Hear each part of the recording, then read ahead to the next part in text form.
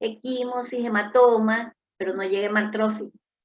Entonces, esta es la moderada. ¿Cuánto es el nivel de actividad del factor 8? Entre 1 al 5%.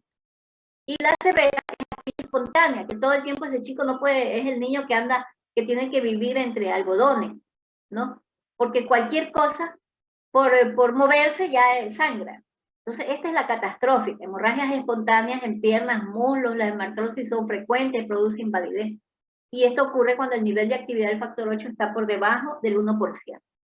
Entonces, no olvidar estos valores. Tienen obligación de conocer como el valor de anemia, ya que el manejo de la hemofilia A ya se ha trasladado a atención primaria. Ya no es una atención hematológica. El hematólogo valora al paciente, valora la necesidad de la profilaxis, es decir, todo paciente que se detecta con hemofilia A inicia el manejo profiláctico. Y ese manejo se lo hace en atención primaria, para evitar que llegue a moderada o a severa. No, los casos diagnosticados, lógicamente, porque algunos no se diagnostican y llegan en la parte severa, o son severas. Entonces, pero la mayoría podemos mantenerlas en leve, con el tratamiento profiláctico, con la administración de factor 8. Bueno, eso es atención primaria, que ustedes ya lo van a ver.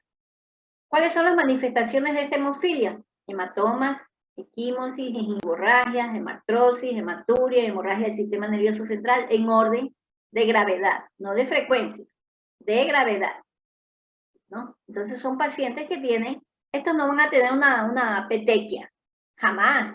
Un paciente hemofílico no va a debutar con una petequia, una púrpura, que puede ser una equimosis, y luego lo mínimo, de ahí empiezan las hemorragias que sangran, las encías cuando se cepilla los dientes, que de pronto ni se ha golpeado y le aparecen hematomas grandes por diferentes lados, y a medida que va disminuyendo el porcentaje de actividad del factor 8, va a tener manifestaciones más frecuentes. A ver, chicos, para todos. Vamos a ver, ahora sí voy a calificar, porque veo que no me están atendiendo, ni siquiera pregunto. Vamos con Cuenca. Cuenca. Sí, doctor, aquí estoy. Sí, tengo un paciente, ya está buscando la diapositiva. Ya. No estoy aquí. Caracteríceme un paciente con nivel de factor 8 en 3%. Paciente con nivel de factor 3. Sí, 3% de actividad.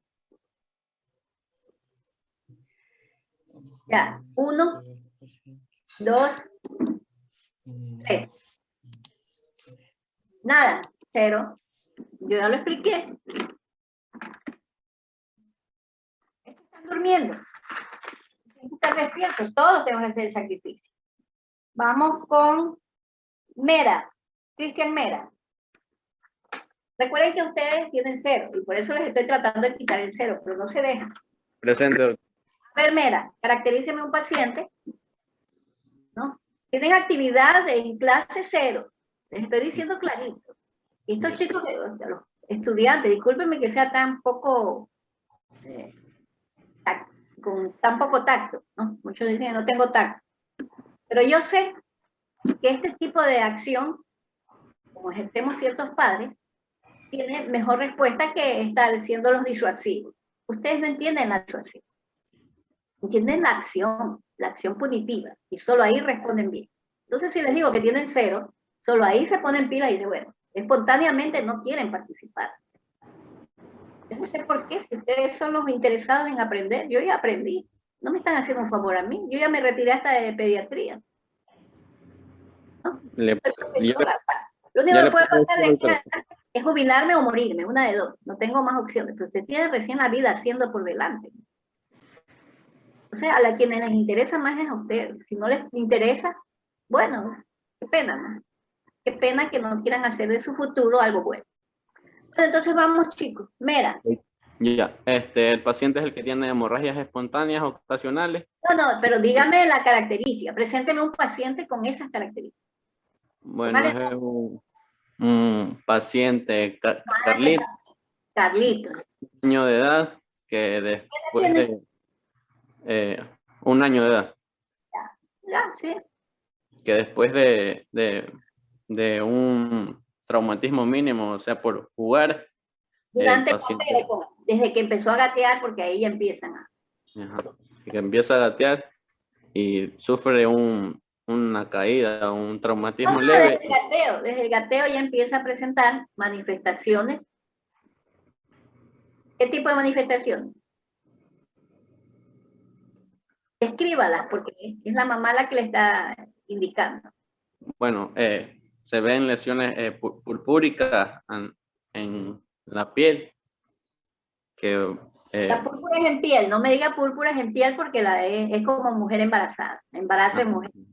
disculpe, doctora, que son púrpuras que no van a ser palpables. Ya, púrpura, ya. ¿De qué tamaño? 3 a 5 milímetros. No, doctora, menos.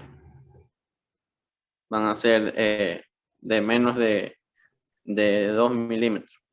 Esa no es púrpura, esa es petequia. Perdón, las mayores a 1 centímetro. Mayores. Entonces va a tener hematoma. Sí. Va a tener hematoma ante traumatismos mínimos, ¿no? Ante traumatismos mínimos va a tener hematoma. ¿Ya? Entonces, este chico, generalmente, ¿qué nivel de factor 8 tiene? ¿Qué nivel le dije? Del 5 al 40%. Ya, entre el 5 y 40%. Entonces, estamos hablando de una hemofilia Leve, leve, moderada o severa. leve. No, yo le dije 3%. Ah, perdón, moderada. Moderada. Es el chico con hemofilia moderada, entre 1 al 5%, el que presenta las manifestaciones espontáneas ante traumatismos mínimos, ¿no? Ante traumatismos mínimos, ¿no? Aquí no lo he puesto, pero son hemorragias espontáneas ocasionales. Entonces el chico empieza a gatear y es cuando ahí recién presenta las manifestaciones hemorrágicas, porque antes de eso el chico no tiene contacto no traumático ni movimientos traumáticos. Entonces cuando empieza a gatear el chico como que se golpea con algo, se queda tubo bajo, recuerden que queda tubo bajo y se cae y se puede golpear un poquito, que no es grave, pero igual puede ocasionar hemorragias espontáneas ocasionales. La hemorragia grave con traumas o cirugía, estamos ante una leve o moderada y ahí vamos a ver el nivel de factor. Pero este chico tiene el antecedente, o sea, tiene una hemorragia grave en la cirugía, se operó, que de pronto le operaron, qué sé yo, una obstrucción intestinal y sangró muchísimo. Pero ya tenía en los antecedentes patológicos personales que desde el gateo empezó a tener hematomas, ¿no? Hematomas, ¿no? Hematomas desde que empezó a gatear, empezó a caminar. En ese tiempo ya empezó a presentar hematomas que la madre consideró que eran porque se golpeaba a intentar gatear o a intentar ponerse de pie. Es que ahí estas son las que más se ocultan porque las madres piensan que se ha golpeado, ¿no? Y por el golpe se hizo ese hematoma. Pero todo niño que tiene un hematoma y vemos que no tiene traumas severos, hay que pensar que podría tratar, y si es varón, ¿no? Pensar que puede tratarse de una hemorragia por hemofilia. Y estas manifestaciones espontáneas, ocasionales, son cuando el factor 8, el nivel de actividad del factor 8 está entre el 1 y el 3%, ¿no? Y se considera de gravedad moderada. Y cuando hace la cirugía es que destapa la hemorragia, ¿no? Severa. En cambio, la leve no hay ninguna manifestación, nada, no hay nada. Solo es el momento de la cirugía. A ver, vamos con Horacio. Horacio no tiene 0, pero le gusta trabajar, ¿no? Le gusta pelear por su nota. Y vamos a hacer honor a eso. Son los estudiantes que realmente lo motivan al profesor. Ya, caracteríceme un paciente con hemofilia severa. Bueno, estos sí son los pacientes que, bueno, lo caracterizo. Juan, también de 1 año, presenta, eh, ¿Desde cuándo? desde, ¿cómo es? Desde que nació, podría ser. No,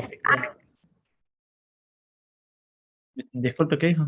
Sí, exacto, exacto, la palabra es exacta. Sí. Desde que nació, ese es el antecedente. Desde que nació, ¿qué pasó?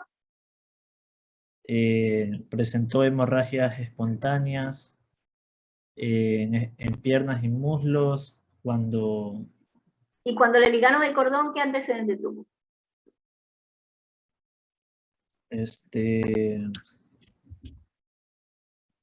una hemorragia. Seguía sangrando, a pesar de la ligadura, el cordón seguía, bañaba, empapaba ¿cómo es la gasita? Y se investigó, ¿y este niño trae o no trae el diagnóstico ya de hemofilia si tiene 1 año? Claro, lo trae.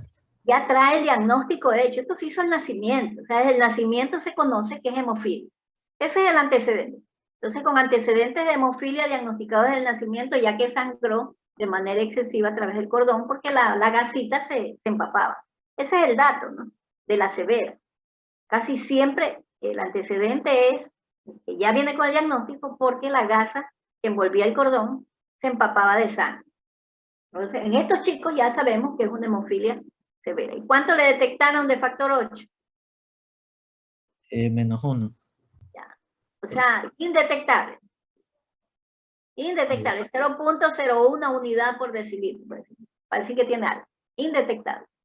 Entonces, estos son los episodios hemorrágicos. No se olviden, yo les pongo un caso, aparte les pongo, ¿qué tiempo de, en el hematológico, Gaibor, qué tiempo va a estar alterado? Con certeza, ¿no? Porque los otros también con el tiempo se alteran. El tiempo de protrombina. No. No. De tromboplastina parcial, quizás. El TTP, el tiempo parcial de tromboplastina. Recuerden, un chico varón que sangra y tiene prolongado el TTP, tienen que pensar en hemofilia A. Tienen que pensar en hemofilia A. Bueno, entonces ya salimos de este nivel de gravedad. Muy bien, Gaibor. Y desde este momento en adelante, ¿no? Recuerden que el profesor tiene que hacer esfuerzos para que todos participen, para que todos mejoren su rendimiento, pero ese esfuerzo ya lo vengo haciendo primer parcial, ya llegamos a la mitad del segundo parcial, concluimos la mitad hasta el viernes, obligaré a los que tienen baja nota a participar y mejorar su nota, ¿no? Pero a partir del día lunes, solo estimularé a los que sí participan a mejorar su nota, o sea, si tienen 2 para que suban a 3. Y si tienen 3, para que sigan manteniendo su 3. A los demás no, porque no les interesa. Entonces, es gastar energía. Entonces, chicos, si no les interesa, no, cambien de profesión. Disculpen que sea tan grosero. Bueno, entonces ya vimos las manifestaciones de hemofilia y vamos con la enfermedad de von Willebrand, que es la más frecuente. Entonces, es la diátesis hemorrágica hereditaria, porque es hereditaria en mayor frecuencia, ¿no? La prevalencia es entre el 8 y el 2% de la población. Recuerden que por 10.000 pacientes es la hemofilia A, ¿no? Este está casi en un término medio del 1.2%. O sea, que cada 100 pacientes vamos a tener un paciente por lo menos con enfermedad de von Willebrand. El factor de von Willebrand se adhiere al subendotelio cuando este se adhiere a la luz vascular. Y es el inductor, es el factor de inducción de adhesión de las plaquetas.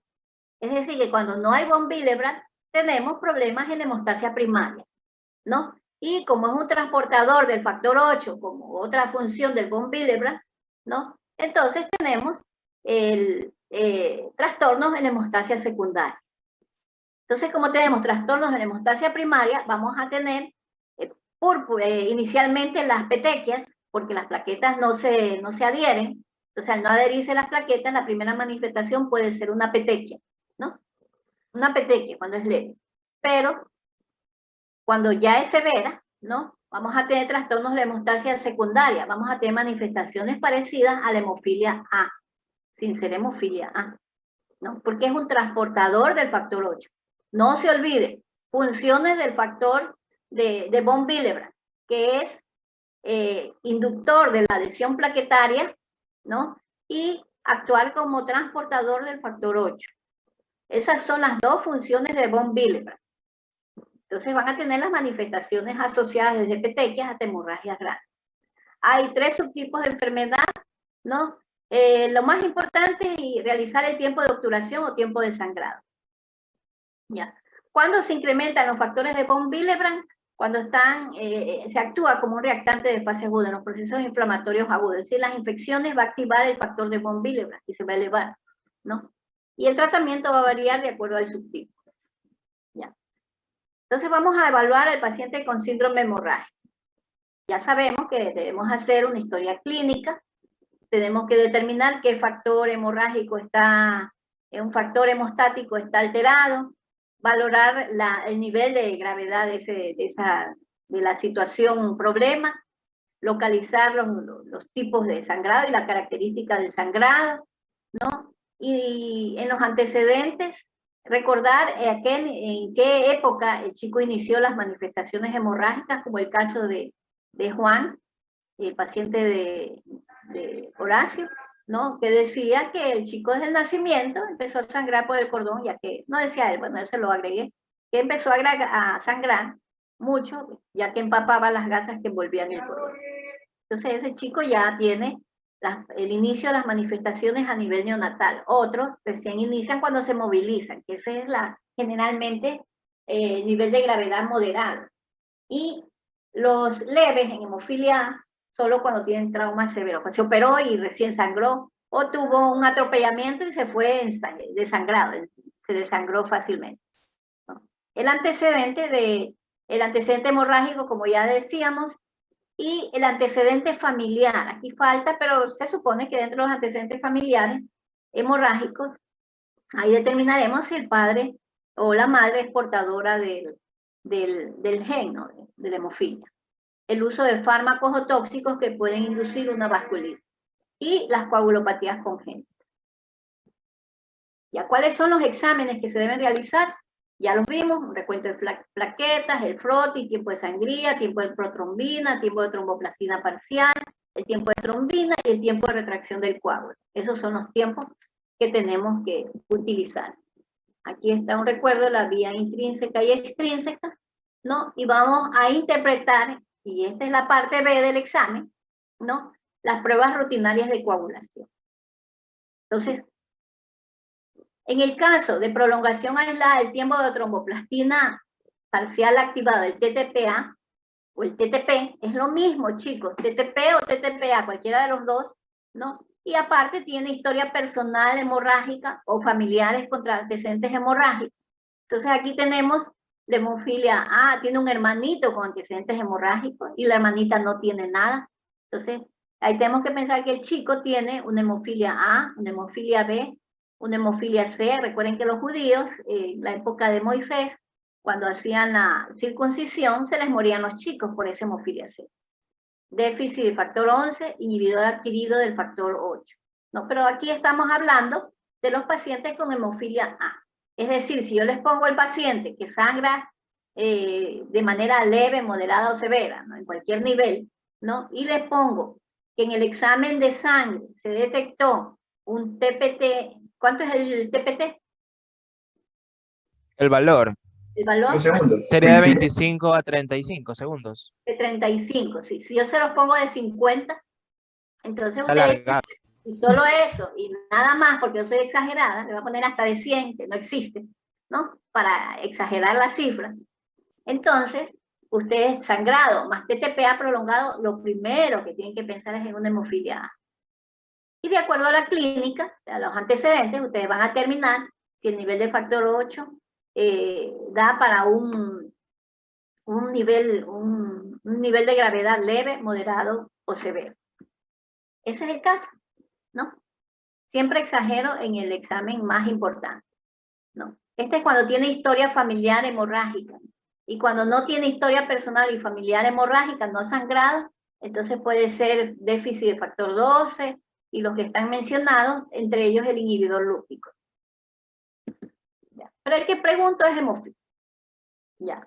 Aquí tenemos asociado el tiempo parcial de tromboplastina y el tiempo de sangría, ¿no? O el analizador de acá yo siempre me olvido de PFA, es el analizador de función plaquetaria. Este es el que reemplaza al tiempo de coagulación o tiempo de sangría. Recuerden, el PFA, que es analizador de la función plaquetaria, ¿no? Al revés en inglés, analizador de función plaquetaria, ¿no? Es el que reemplaza el tiempo de sangría. Pero de pronto yo les pongo tiempo de coagulación o tiempo de sangría prolongado. Entonces, si pongo el TTP y el tiempo de sangría prolongado, ustedes tienen que pensar obligatoriamente en una enfermedad de von Willebrand. Porque recuerden que el tiempo de sangría es un traductor de una deficiencia de la función plaquetaria. ¿Ya? Entonces, las plaquetas están bien, pero la función plaquetaria, recuerden que es el factor de adhesión, ¿no? Que tiene que ver con la von Willebrand, de activación plaquetaria, el von Willebrand. Si no tenemos von Willebrand, las plaquetas no se activan para adherirse, no se activan. Entonces, ahí actúa, y actúa como que si el chico tuviera una trombocitopenia, entonces se va a prolongar el tiempo de sangría. Ya, en esos casos en que yo les pongo TTP prolongado y tiempo de sangría o el PFA prolongado, ustedes tienen que pensar que se puede tratar una enfermedad de von Willebrand, ¿no? Ya. Puede ser que el paciente tenga un TTP y un TP prolongado. Entonces aquí tenemos deficiencia de algunos factores, pero ¿cuáles son las enfermedades más frecuentes? La sepsis, que me va a producir coagulación intravascular diseminada, la insuficiencia hepática, el tratamiento fibrinolítico, que se utiliza, la heparina, ¿cómo se llama la que utilizan en los pacientes con COVID? Enoxaparina. Enoxaparina. Entonces, en estos pacientes que están muriendo por hemorragia durante el tratamiento de COVID, ¿no? Porque han utilizado la enoxaparina, ¿no? Porque el dímero D está elevado y obligatoriamente tienen que utilizar, ¿no? Y estos pacientes mueren con hemorragia, van a tener inicialmente prolongación del TTP y prolongación del tiempo de protrombina. Es decir, van a estar prolongados los dos tiempos. Si usted utiliza enoxaparina y se les prolonga los dos tiempos, esos pacientes se van a morir de sangrar, o van a sangrar. Entonces, ¿ahí qué hace? Ponerle heparina, ponerle vitamina K. No puede. Ponerle algún factor, no puede. Porque el paciente, en cambio, se le muere trombosado. O sea, ahí está contra la espada y la pared, o la espada y la pared. O los dientes. Una pregunta, doctora. O el precipicio. Pero no les voy a poner con COVID, pero realmente esto está ocurriendo. Esto está ocurriendo. Una Pero pregunta, doctora. un ratito, deje concluir. Ya. ¿Qué pacientes les voy a poner con prolongación del TTPA y el tiempo de protrombina? Pacientes con alteración de la función hepática, ¿no? Que tiene una transaminasa por encima de 1000, ¿no? O que tiene una sepsis,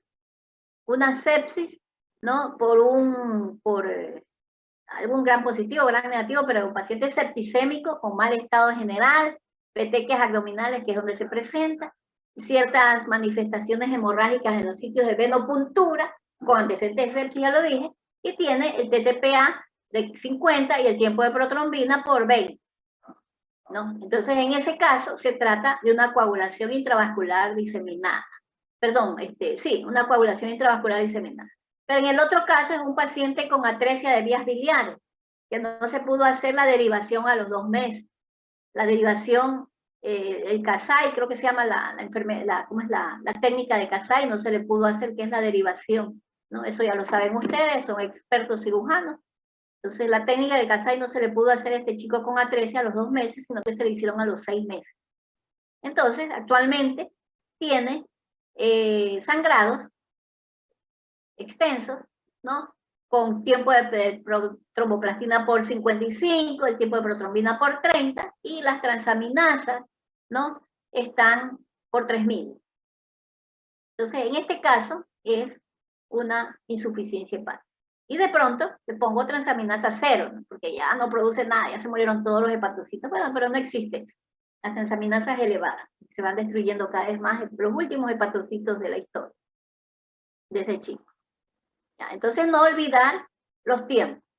No, pero también puede haber una prolongación aislada del tiempo de protrombina, ¿no? Eso es en los envenenamientos, ¿no? En los envenenamientos por cumarínicos. El envenenamiento cumarínico produce prolongación del tiempo de protrombina, pero eso no entra dentro de las enfermedades hemorrágicas realmente porque no es una enfermedad, es una intoxicación aguda que se la trata y casi nunca la vemos, porque se la trata tan rápido que usted no la va a lograr ver.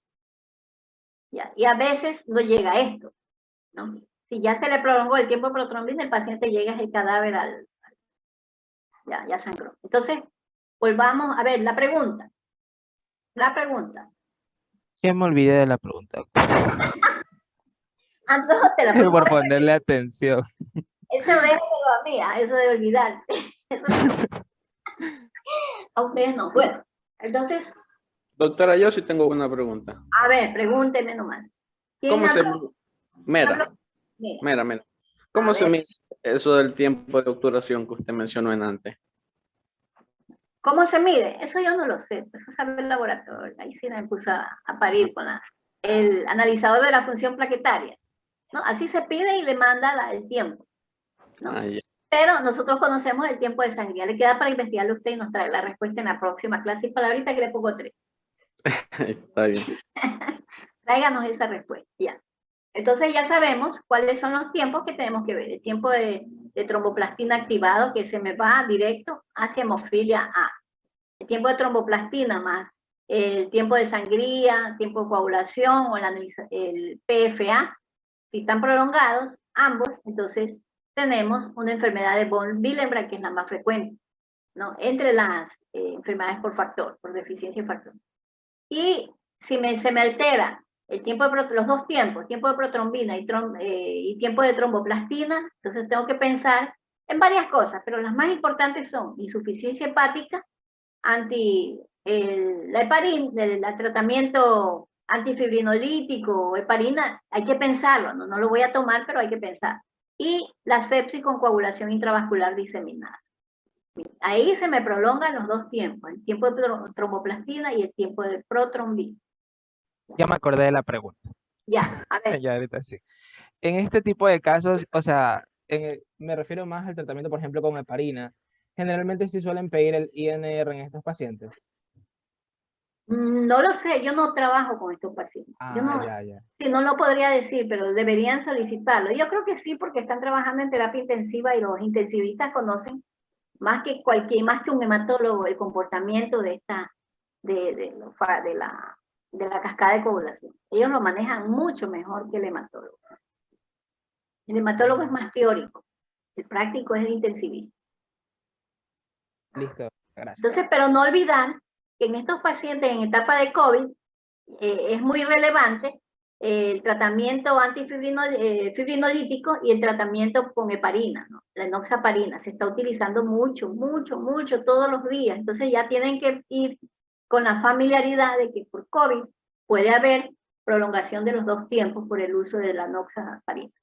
No olvidar, no lo voy a tomar. Doctor, una pregunta. ¿Cada cuánto tiempo es recomendable colocar la enoxaparina? A ver, averígualo usted y me trae la respuesta. Yo no manejo este tipo de pacientes. Sí, doctora, está bien. No lo manejo, en serio que no lo manejo. Esto ya es manejo de los hematólogos en el caso de que la enfermedad sea eminentemente hematológica o de los intensivistas cuando estamos hablando del tratamiento con heparina. Yo no manejo pacientes. Ya.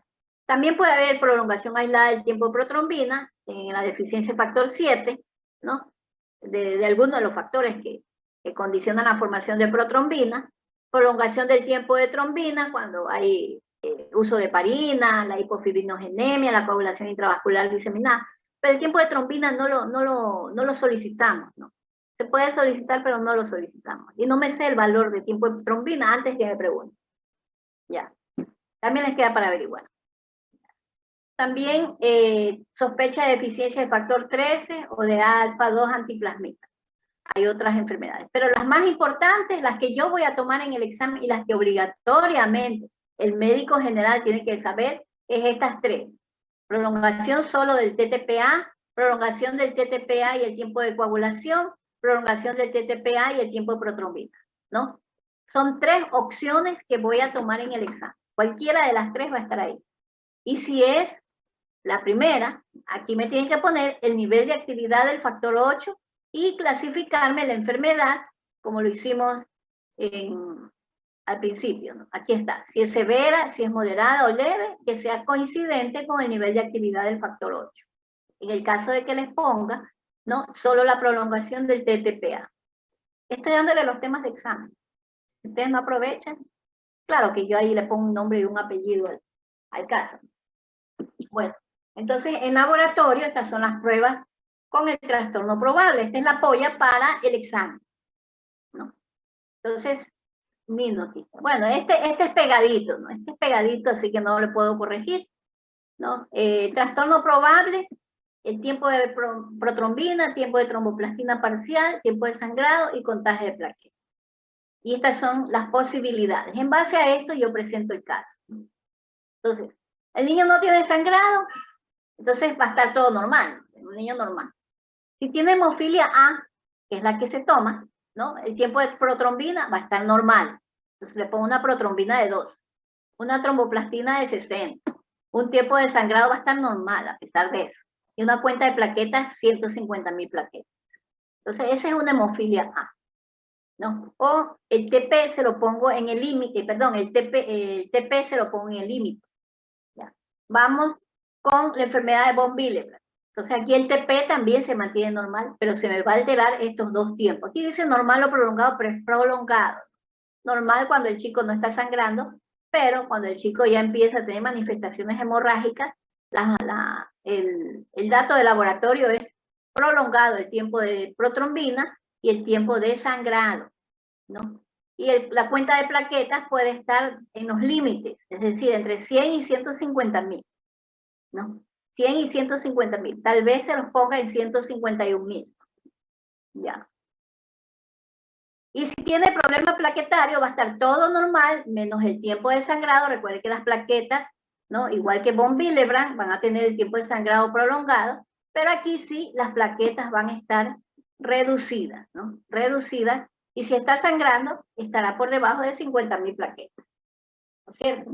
Entonces, usted me tiene que dar, o yo les presento el caso completito, o yo les pongo el caso clínico y ustedes con el diagnóstico, y ustedes me deciden cómo va a estar el tiempo, cómo los tiempos, cómo van a estar las plaquetas.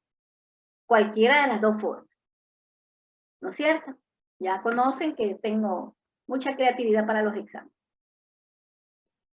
Ya, y termina, no te aparece. Aquí está el diagnóstico, ya vimos. Vamos a ver esta diapositiva. Bueno. Ya. El diagnóstico ya mencionamos, ¿no? Que una buena historia clínica con los antecedentes, edad de inicio, los cuadros clínicos de procesos virales que pueden desencadenar un problema, enfermedades infecciosas, la presencia de vacunas, que, como mencioné, la del COVID produce un problema, el uso de medicamentos y el antecedente patológico personal y familiar de hemofilia. En las niñas portadoras del gen de hemofilia pueden presentar sangrados anormales en la menstruación por disminución transitoria del factor 8, pero no agravante, no agravante.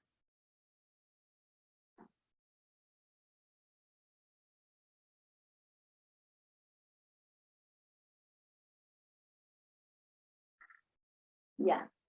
¿Cómo vamos a hacer la secuencia diagnóstica cuando tenemos un paciente con con trastornos hemorrágicos? ¿No? Pedir los tiempos, tiempo de sangría, tiempo de protrombina, tiempo de tromboplastina y la cuenta plaquetaria. Una vez que tenemos todo esto y vemos que está alguno de estos alterados, recién ahí vamos a pedir los niveles de actividad del factor 8 en caso de hemofilia, el tiempo de retracción del coágulo, aunque no tiene mayor utilidad, pero es lo que se solicita según los datos de hematología. Ya.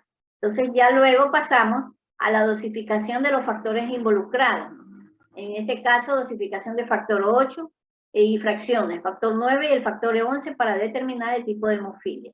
Inhibidores del factor 8. Ese es un dato importante en el diagnóstico de hemofilia, ya que en ocasiones usted hace el tratamiento y el chico sigue sangrando, porque presenta inhibidores del factor 8. Por eso es que se hizo el plan de mejorar la situación de estos chicos. Se pone el tratamiento, se administra el tratamiento profiláctico con factor 8 para crear una tolerancia a una proteína externa. Recuerden que cuando el cuerpo recibe una proteína externa, genera anticuerpos, ¿no? En este caso, esos anticuerpos son inhibidores del factor 8. Entonces, pero cuando está en estado de extremo estrés, es decir, el paciente sangró mucho y está que sangra y le tienen que pasar transfusiones sanguíneas y aparte de transfusiones del factor 8, entonces el sistema inmunológico va a estar muy reactivo y va a generar anticuerpos, inhibidores del factor 8.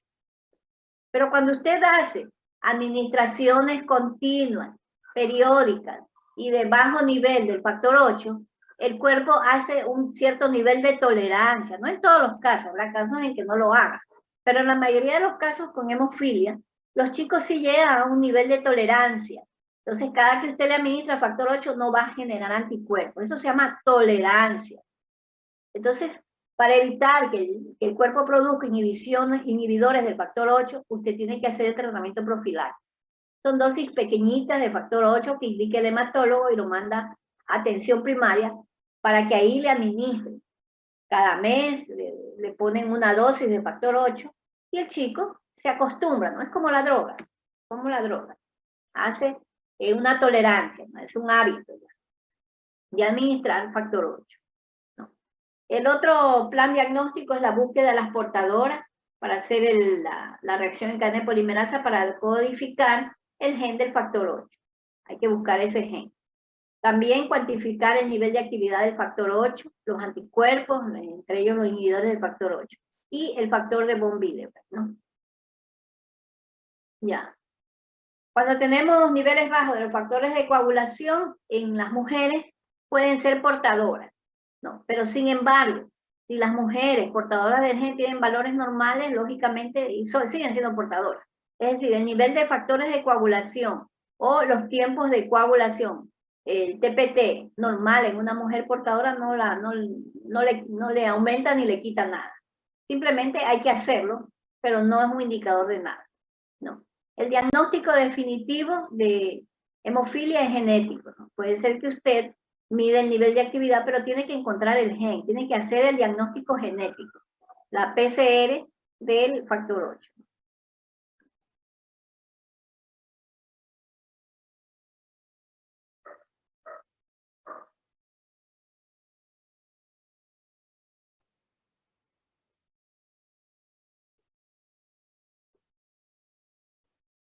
Ya vimos eso. Eso de poner esta. Bueno, ¿cuáles son los factores de riesgo? Ya los conocemos, los golpes, las cirugías, procedimientos odontológicos. Y ahí también tienen que tener claro ustedes que si el chico que va a su control para ponerse la dosis profiláctica de factor 8 tiene un problema odontológico, no lo puede mandar al odontólogo del centro de salud, tiene que derivarlo a la unidad de tercer nivel para que el odontólogo especializado o entrenado en pacientes hemofílicos lo maneje. Entonces, si es agudo el problema, usted tiene que darle dosis y ahí tiene que consultar al hematólogo para saber cuál es la dosis para subir ese factor 8 entre 5 y 40%, el nivel de actividad, ¿no? Y si puede subirlo por encima del 40% para minimizar el riesgo del tratamiento odontológico, sería mucho más importante. Entonces, pero mejor es derivar al paciente al tercer nivel, porque existe en los hospitales de tercer nivel un odontólogo entrenado, ¿no? O especializado en estos pacientes. Las exodoncias, curaciones, limpiezas, taponamientos, ortodoncias, toda cirugía maxilofacial tiene que tener un odontólogo especializado en este tipo de patología. Ya, otro factor de riesgo, como ya dije al inicio, son los traumatismos.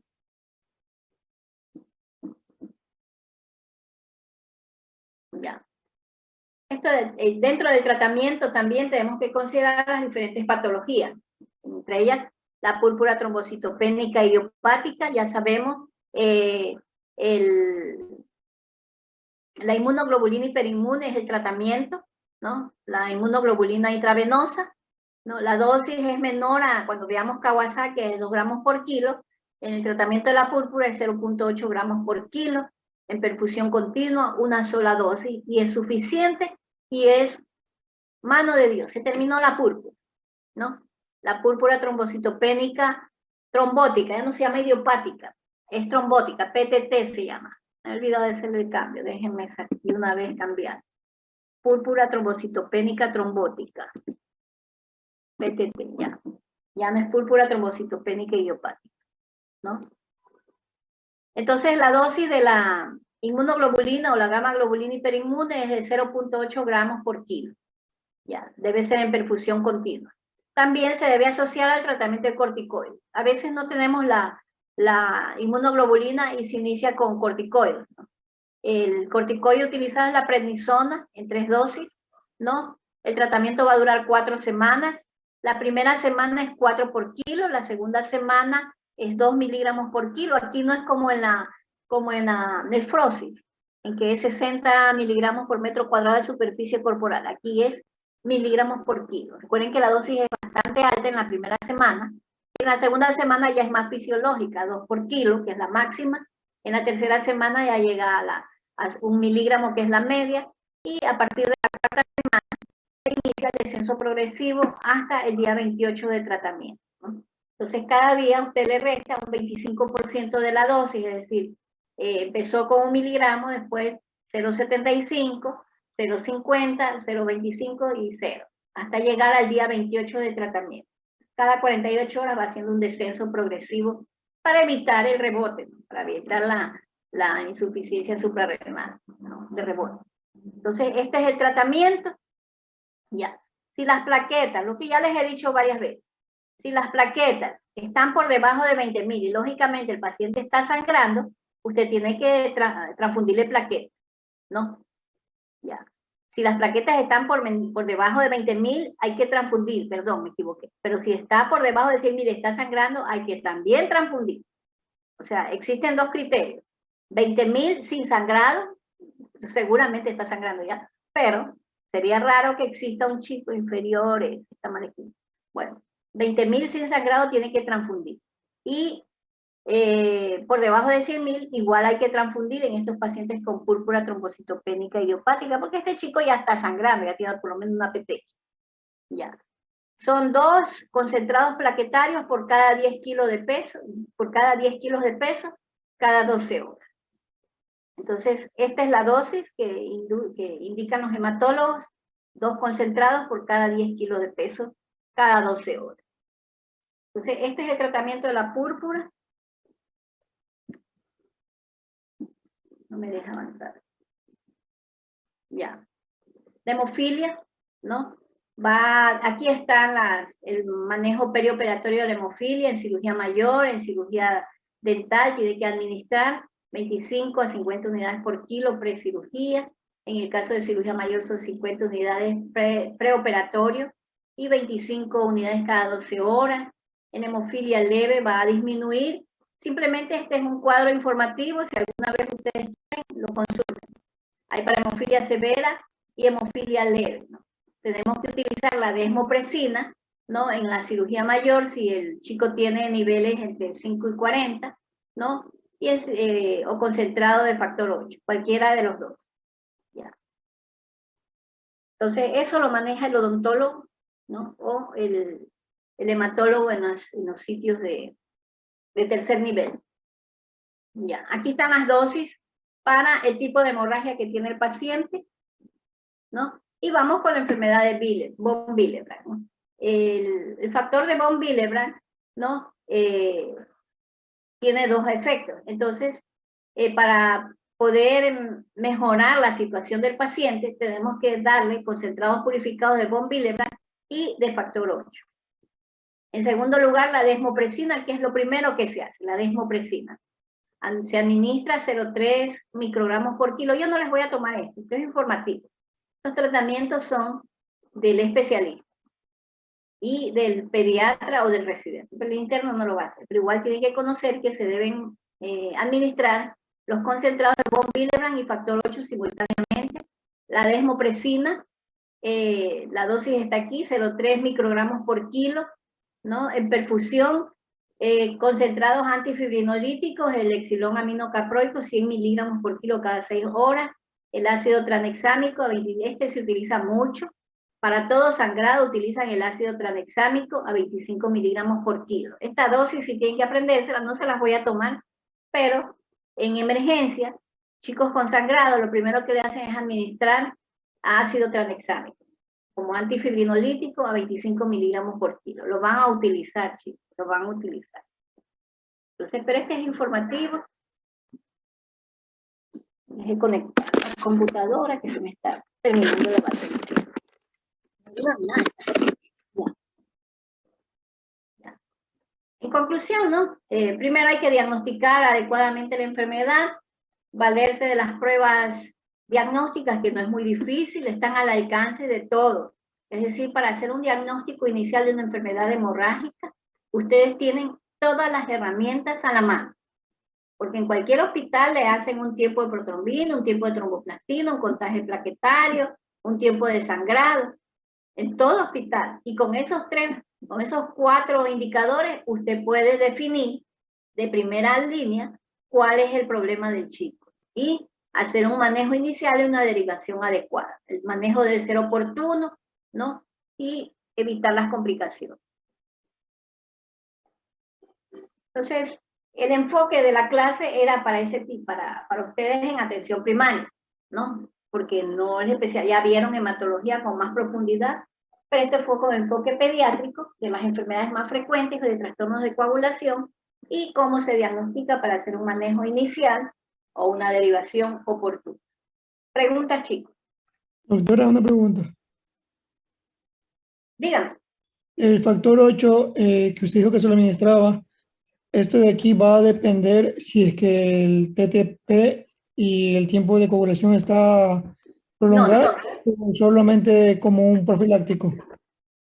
A ver, en el caso de von Willebrand está hablando usted. Sí, en caso de von En el Willebrand. caso de von Willebrand, no es tratamiento para la sintomatología cuando está sangrando. No es profiláctico, aquí no se da tratamiento profiláctico. En von Willebrand no, porque recuerde que no es deficiencia del factor 8, es deficiencia en el transporte. Pero igual, el paciente cuando sangra, un von Willebrand que sangra consume factor 8, ¿no? A pesar, porque no funciona, pero igual se pierde. Entonces, por eso es que se pone el factor 8 asociado al von Willebrand, para hacer más eficiente el tratamiento. Pero no es que le falte, no tiene problemas con el factor 8. Y si hace profilaxis, ahí sí va a tener problemas, ¿no? Porque puede generar anticuerpos. Recuerden que la profilaxis no es al 100% segura. Puede generar anticuerpos y ahí va a generar anticuerpos contra el factor 8 y aparte tiene deficiencia de von Willebrand y lo manda a la lona al chico. No se hace profilaxis. En la deficiencia exclusiva de factor 8 se hemofilia. Ah, sí, porque no tiene otra.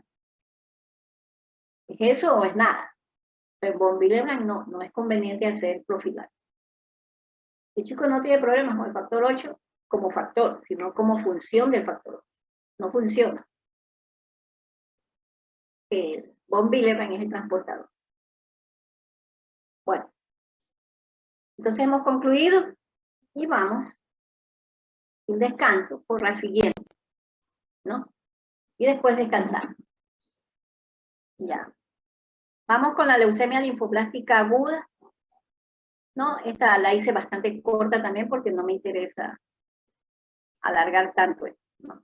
Ya sabemos que la leucemia linfoblástica aguda es una enfermedad neoplásica, una neoplasia hematológica, ¿no? Son estas células progenitoras que no tienen una vía de maduración adecuada, de manera inmadura prolifera, ¿no? Pero con características neoplásicas, ¿no? Es una neoplasia clonal, ya que la célula madura, célula normal, en su proceso de maduración cambió, y en una forma clonal se transformó en una célula maligna de tipo células B y T, progenitoras, produciendo invasión del tejido con falla medular y pancitopenia porque invade toda la serie. Entonces va a haber manifestaciones por reemplazo de las células normales, va a haber manifestaciones de trombocitopenia. Ya vino mi competidor en clase. Dios le bendiga, camarón, camarón, 2 dólares la libra de camarón grande, 2 por 3 por 5 te doy. Escucha bien, mi pueblo, 2 dólares la libra de 2 por 5. Bueno, ya se fue. En el semestre pasado pasaba el señor del camarón todos los días por aquí, ¿no? Y el guardia es que lo deja pasar, y ya le hemos hablado porque estamos trabajando, mucha gente por aquí tiene teletrabajo, entonces y el guardia de la puerta lo deja pasar. Entonces, que parece que iba cerca de aquí, y pasaba el señor de la motocicleta con el camarón, y también, y él tenía prendido su micrófono y también era el mismo. Habíamos sido vecinos, imaginen, vecinos, creo que a 2 casas de aquí vivo, y no sabíamos. No, igual le dije, no me visite porque yo no recibo visitas. Entonces, si alguien vive cerca, hola vecino. Como les decía, estas células tumorales van a invadir todo el tejido medular y van a causar pancitopenia reemplazando a las células normales. El tratamiento es eficaz hasta cierto nivel y hasta cierto tipo, ¿no? Pero la falta de tratamiento lleva a la muerte del paciente. Y generalmente el paciente muere por el proceso inflamatorio, el síndrome infeccioso o el síndrome hemorrágico. Recordemos que estas leucemias producen 5 síndromes, que ya lo veremos en la clínica. Ya. La leucemia linfoblástica aguda es casi predominantemente de presencia en la infancia. La leucemia, el linfoma no Hodgkin es el más frecuente entre las leucemias porque el linfoma no Hodgkin evoluciona hacia leucemia linfoblástica, es más frecuente en adultos. En niños es más frecuente como leucemia pura. Es más frecuente en la infancia. Las tasas de supervivencia son altas, es decir, el tratamiento quimioterápico es muy eficaz. Recuerden que hay supervivencia al 80% de pacientes, ¿no? A más de 8 años, hasta eso ya consiguen el trasplante medular y la supervivencia es al 100%. El pronóstico es favorable cuando la detección es oportuna. Entonces, por eso es importante esta clase. El objetivo de la clase es que ustedes puedan detectar oportunamente los casos de leucemia linfoblástica aguda, porque es una de las patologías neoplásicas más frecuentes en infancia. Ese es el objetivo de la clase, no, el objetivo general. Hay objetivos específicos de aprendizaje, pero eso ya lo veremos en el camino, que es la caracterización clínica, la caracterización sindrómica y la caracterización de laboratorio. Y por último, cumplir criterios de derivación oportunos y adecuados. No importa si son inadecuados, lo importante es ser oportunos, porque puede ser que estemos equivocados, ¿no? Y sea una deficiencia de ácido fólico y lo derivemos al hematólogo porque pensamos que es una leucemia linfoblástica aguda. Es oportuno, aunque no adecuado, pero predomina lo oportuno. Porque imagínese que fuera lo contrario, que usted pensó que era una leucemia megaloblástica por carencia de ácido fólico, que es el gran simulador, y resulta que es una leucemia, y usted por esperar los resultados no lo deriva de manera oportuna. Entonces lo contrario no es bueno. ¿Se entendió ese principio? ¿O ese objetivo? Equivóquense en exceso. No quieran saber más que todo. No, tiene pancitopenia o discitopenia y usted tiene que derivar al paciente. Le hace las pruebas más rápido que pueda, pero lo deriva, no espera. Una discitopenia tiene que derivar. Una monocitopenia, o sea, una anemia, no es justificativo. Pero una discitopenia sí justifica la derivación al especialista. Esa es la derivación oportuna. Y ahí terminaría la clase. Bueno, ya. Aquí tenemos que déjenme ponerlos a ustedes a un lado, ¿no? Sabemos que es la más frecuente en la infancia. Hay un pico entre los 4 y 6 años de presentación de la leucemia linfoblástica. Y esto tiene que ver con el pronóstico. Los chicos menores de 1 año o mayores de 10 con leucemia linfoblástica tienen un pronóstico menos favorable. No digamos que es desfavorable, sino menos favorable que los chicos que están entre mayores de 1 año y menores de 10. La frecuencia, gracias a Dios, está entre los 4 y 6 años, es decir, dentro de los rangos de favorable, ¿no? Y en el Ecuador hubieron muchos casos de leucemia. Ya. Entonces recordemos que la leucemia linfoblástica pueden ser de linaje T o linaje B, que son las precursoras. La etiología es desconocida, o sea, como todo el cáncer es desconocida, pero sí está relacionado en el síndrome de Down con el cromosoma Filadelfia, ¿no? Entonces es importante determinar que existe ya un rasgo cromosómico que puede determinar la presencia de leucemia. En el caso de los chicos con síndrome de Down, algunos tienen cromosoma Filadelfia, que va a determinar la presencia de la leucemia. La anemia de Fanconi, el síndrome de Bloom, la neurofibromatosis, ataxia y gemelos idénticos pueden tener factores genéticos que determinen la presencia de leucemia. También medioambientales, sabemos que las radiaciones pueden condicionar la presencia de cáncer y entre ellos la leucemia en niños es el más frecuente. El uso de ciertas drogas, ¿no? Los quimioterápicos, agentes alquilantes, exposición al benceno, que es conocido, y los riesgos por la edad materna. Entonces, chicas, hay que tener hijos hasta los 35, antes de los 40 años, porque ya no se considera una mujer entre 35 y 40 primigestañosa. Todavía está, creo que se amplió ya la edad de gestación hasta los 40 años dentro de lo normal. Pero por encima de 30 me parece que es la mejor edad para ser mamá. Antes no, porque tienen que hacer la especialidad. Y los hijos no es que estorban, pero sí va a impedir que usted consiga todo lo que quiere. Para que una mamá sea feliz, tiene que conseguir todo lo que quiere, cumplir con sus objetivos de profesional. Siendo una buena profesional, cumplido todos sus objetivos, va a ser una mejor mamá. Bueno, porque si no, después va a escuchar lo que algunos de ustedes han de haber escuchado de sus padres. ¿Ve? Yo hubiera sido PhD. ¿No es cierto? No pude porque ya tuve hijos y ya tuve que trabajar. Muchos padres han de decir eso. ¿No es cierto? Entonces planifiquen bien su vida para que nunca sus hijos tengan que escuchar eso. Eso no es adecuado, ¿no? Entonces, eso, no sé, yo no considero decirle eso jamás a mis hijos. Yo soy muy maternal, ¿no? En ese sentido. Para mí los hijos son lo máximo.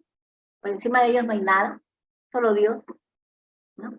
Después de ellos el resto. Entonces, es importante que los padres tengamos esa visión de ser padres.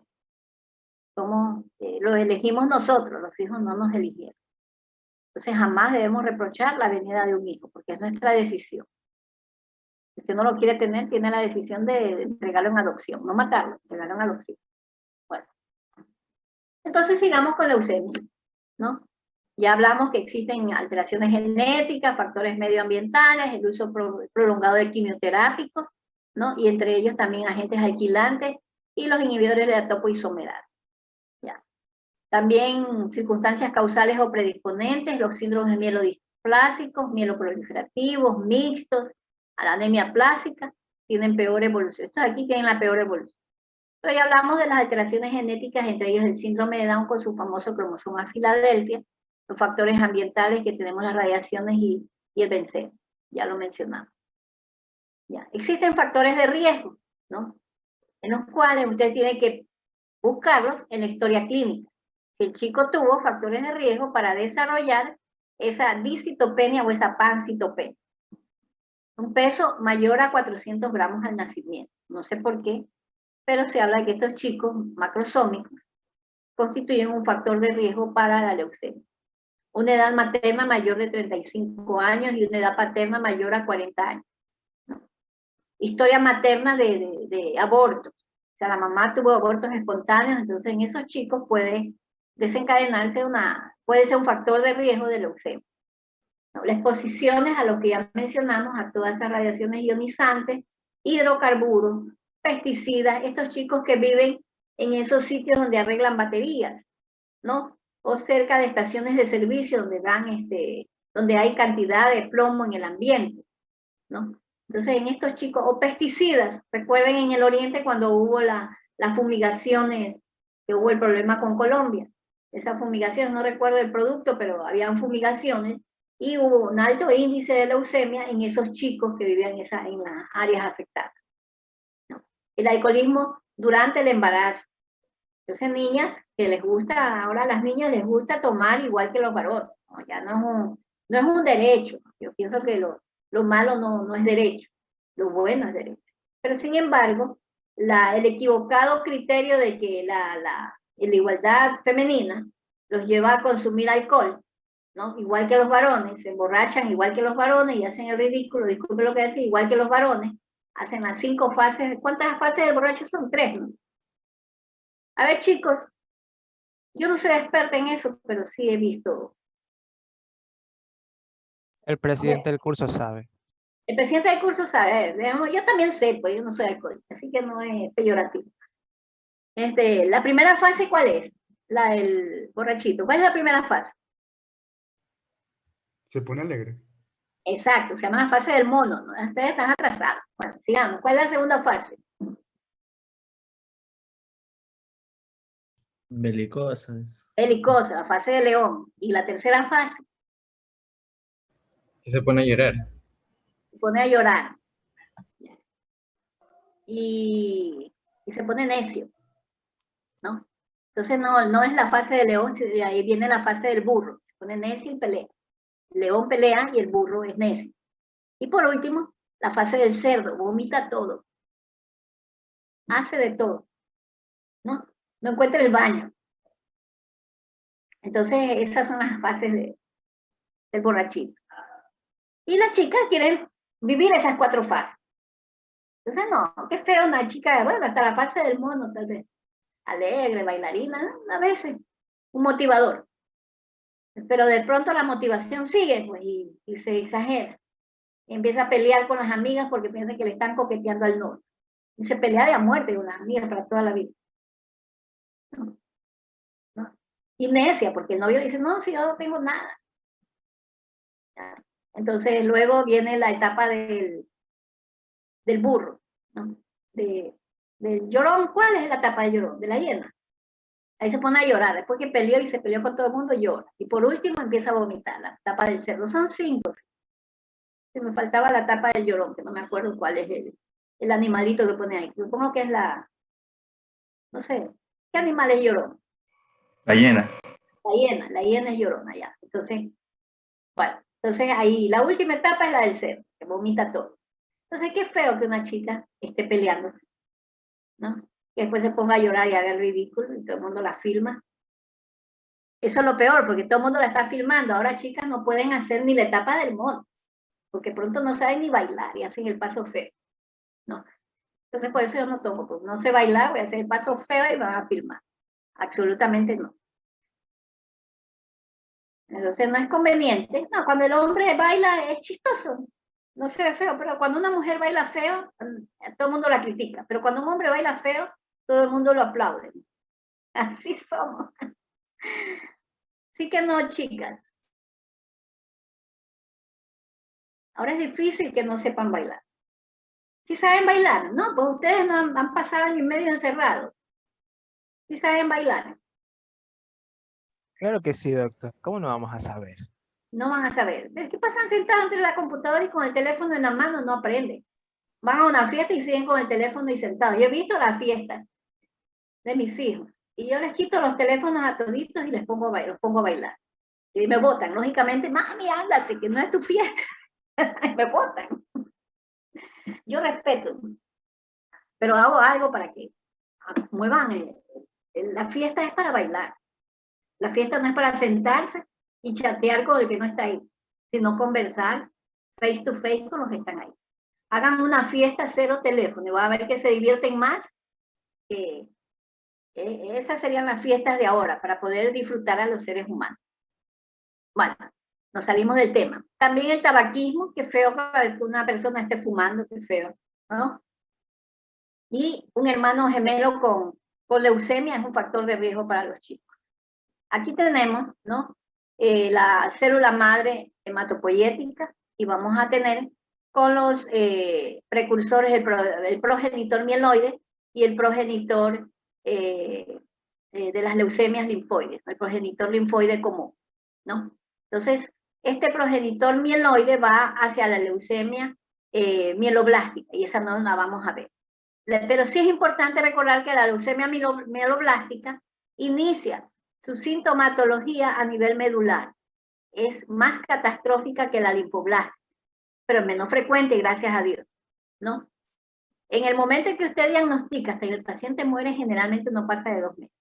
¿Por qué? Porque el diagnóstico es tardío. ¿Y por qué es tardío? Porque las primeras manifestaciones son medulares. Cuando usted encuentra un ganglio es porque ya salió al extramedular y ya son manifestaciones tardías. En cambio, en la linfoblástica se inicia a nivel periférico, a nivel de ganglios periféricos, y a medida que avanza la enfermedad va invadiendo y reemplazando los componentes medulares normales. Entonces, por eso es importante la leucemia linfoblástica, porque es más frecuente y porque es más fácil de diagnosticar a nivel periférico. Es decir, aquí va a encontrar los ganglios iniciales, ¿no? Y a partir de ello empieza la investigación y va a encontrar la discitopenia y luego la pancitopenia. En cambio, aquí falta una letra, no sé qué será. Bueno, en cambio, en la leucemia mieloblástica, usted lo detecta en la etapa de pancitopenia, no en discitopenia, en pancitopenia. Sería de suerte que lo diagnostique en etapa de discitopenia, que a veces van por un rasgo de anemia y ahí uno lo detecta, ¿no? Y entonces ya tienen discitopenia y lo envía al hematólogo y el hematólogo hace el estudio y se encuentra con estas sorpresas y el tratamiento es oportuno. Pero generalmente la madre consulta cuando el chico está pálido y con ganglios y le duele algo. Entonces ahí es que lo lleva, está con dolor de cabeza, está con dolor óseo, está con fiebre, está con un ganglio inflamado, entonces ahí lo lleva. Pero ahí ya la médula está totalmente infiltrada y empieza a infiltrar los órganos periféricos. Y ahí ya es tardío, por eso es que el diagnóstico tardío va asociado a muerte precoz, 2 meses, los que yo he visto, ni 2 meses. En cambio, la leucemia linfoblástica inicia a nivel de nódulos linfoides del problema. Entonces, las primeras manifestaciones son adenomegalias, son las primeras. Y luego, la infiltración, que es concomitante a la infiltración medular, pero ya nos permite detectar oportunamente que la médula está infiltrando. Entonces lo encontramos en estado de ganglios aumentados de tamaño, más una discitopenia o una pancitopenia, pero que no llega a rangos exagerados como en la leucemia mieloblástica. Bueno, o leucemia mieloide. Entonces aquí tenemos, desde el punto de vista etiológico, leucemias primarias y leucemias secundarias. Las secundarias tienen alguna causa que están relacionadas con tratamientos, ¿no? O exposición. ¿Ya? Y según la línea hematopoyética, como mencionamos, la mieloide y la linfoide. La mieloide aguda y crónica, también linfoide aguda y crónica, que ya lo mencionamos. Ya las agudas, cuando el inicio del trastorno es brusco, lógicamente esas son de evolución rápida y fatal. Estas son las leucemias mieloides agudas, la mayoría, ¿no? Crecen todas las células y sin madurar, y usted va a encontrar contagios de leucocitos exagerados. Ya. Las leucemias crónicas, estas son las más frecuentes, el inicio suele ser lento, las células van madurando poco a poco y se van acumulando en diversos órganos, ¿no? Y se van a hacer las manifestaciones clínicas más evidentes. ¿Qué vamos a detectar en historia clínica? ¿No? Los factores de riesgo, primero, para desarrollar la leucemia linfoblástica aguda, ¿no? Incluir todos los antecedentes que hemos mencionado y los factores de riesgo, investigar la evolución, ¿no? Investigar la presencia de manifestaciones clínicas con los síndromes que vamos a ver a continuación. Es el síndrome anémico, que es el que más nos llama la atención, y de ahí, cuando el chico se infecta, aparece el síndrome neutropénico, febril o infeccioso, cualquiera de los 3 términos igual. Luego empiezan las manifestaciones hemorrágicas, que es el síndrome purpúrico, luego el infiltrativo y luego el síndrome de lisis tumoral, que debería estar aquí, ¿no? Pero sin embargo, en el texto solo están los 4, pero el síndrome de lisis tumoral, por eso decía 5 síndromes característicos de la leucemia. No se olviden, el síndrome anémico, el síndrome neutropénico, el síndrome purpúrico o el síndrome infiltrativo y el de lisis tumoral. Estos 4 síndromes son los que configuran la clínica de la leucemia. Cuando los hematólogos trabajaron la caracterización de la leucemia en estos síndromes clínicos, hizo más fácil el diagnóstico y más organizado. Entonces usted organiza el interrogatorio en base a estos síndromes. ¿Ya? Entonces, en exploración física va a encontrar palidez, hemorragia, y claudicación, problemas de la marcha por dolor óseo. Ya. Hay que buscar adenomegalias, crecimiento de las parótidas, hay que buscar no solamente los ganglios en el cuello, sino también a nivel facial. Buscar si no hay un crecimiento anómalo antes, preparotidio, subparotidio o en la parótida. Y a nivel abdominal buscar aumento de órganos y sistemas, a nivel de genitales, en los varones hay que buscar alguna infiltración testicular, y no olvidar que a nivel del sistema nervioso central puede haber afectación, y generalmente sí la hay, con afectación de los pares craneales. ¿Cuáles son las manifestaciones clínicas en general? El chico está pálido, se fatiga, entonces un chico anémico, que usted dice, bueno, este está anémico, pero se fatiga mucho, está muy asténico y aparte tiene manifestaciones hemorrágicas, tiene que investigar una leucemia. Si más aún tiene marcada pérdida de peso, los hematomas no son solo hematomas, sino que tiene epístasis, ya tenemos mayor argumento para decir que estamos en el síndrome. ¿En qué síndrome, chicos? ¿Qué síndrome se está manifestando hasta la epístasis? Hemorrágico. Anémico y hemorrágico, porque ya tenemos hemorragia. Luego tenemos infecciones a repetición. ¿Cuál es ese? El neutropénico. Neutropénico, infeccioso, ¿no? O febril, porque también aquí hay fiebre. Algunos le llaman febril, síndrome febril, el síndrome infeccioso o el síndrome neutropénico, ¿no? Luego viene el dolor óseo, linfadenopatías, hepatoesplenomegalia, estreñimiento, dificultad respiratoria. ¿A qué se refiere? Al síndrome infiltrativo. Al síndrome infiltrativo, ¿no? Y la leucostasis que va a producir taponamiento renal principal. Ya. Entonces aquí tenemos las manifestaciones clínicas. Miren qué fácil, ¿no? Cuando nos ordenaron el conocimiento. O sea, cada vez que usted ordena un conocimiento, el diagnóstico se hace sencillo. De una enfermedad que parece que es solo para especialistas y termina siendo el médico general el que la diagnostica con más eficiencia porque tiene el conocimiento orgánico.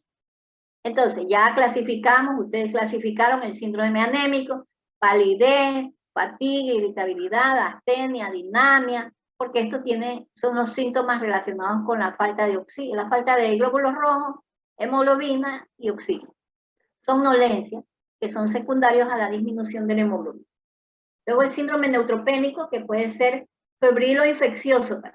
Entonces, porque se caracteriza por fiebre y procesos infecciosos persistentes o recurrentes, que son secundarios a la neutropenia, por eso es el síndrome neutropénico. Tienen infecciones en cavidad oral, vías respiratorias, faringe, y este puede estar asociado a la presencia de adenopatías dolorosas. Chicos, aquí les voy a subrayar este término, porque hay una diferencia. Adenopatías dolorosas son del síndrome neutropénico, pero adenopatías no dolorosas es infiltrativo. Recuerden, no van a confundir una adenopatía dolorosa de un síndrome neutropénico con una adenopatía de tipo infiltrativo. Esto es diferencial. Luego tenemos el síndrome purpúrico, ¿no? Que pueden ir todos los niveles de hemorragia, desde una petequia hasta una manifestación hemorrágica grave, que se debe a la trombocitopenia. Ya vimos en antes manifestaciones hemorrágicas, la trombocitopenia se manifiesta por petequia, pero debido a la gravedad puede llevar a hemorragia severa. Entonces tenemos en la piel petequias, en nariz epístasis, tubo digestivo, hematemesis y melena, aparato urinario, hematuria, y puede llevar hasta la hemorragia cerebral, meningias o retinitis. Ya. Llegamos al síndrome infiltrativo. Entonces, aquí la principal característica es el dolor óseo en la leucemia, ¿no? En la leucemia. Tenemos dolor óseo, porque ya infiltró la médula ósea y hay dolor, ¿no? Inflama todo.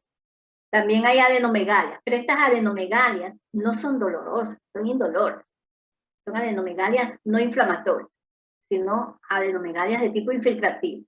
Hay hepatomegalia, esplenomegalia, infiltración a la piel, parótidas, encías engrosadas, testículos aumentados de tamaño, también cloromas, ¿no? Leucocitosis y masa, esta es la infiltración de médula ósea, y masa mediastinal. Entonces aquí ya vamos a ver el aumento del tamaño del mediastino. Y esto va a indicar, es un factor pronóstico. Ya. Entonces tenemos entre las manifestaciones clínicas del síndrome infiltrativo un hepatomegalia que tendrá una consistencia dura, Recuerden que el hígado inflamado tiene una consistencia remitente, en cambio, y dolorosa, muy dolorosa. En cambio, la hepatomegalia de la neoplasia es dura, el borde es cortante, mide más de 4 centímetros por debajo del reborde costal derecho. Pregunta para 3 puntos para cualquiera. Miren que estoy regalona. ¿En qué lugar usted me mide los 4 centímetros debajo del reborde costal derecho? ¿En qué lugar? ¿Qué línea anatómica es la referencia para esa medida? La línea axilar media, la línea clavicular media, doctora. La línea clavicular media. Otro criterio, puedes tener razón o no. Otro criterio.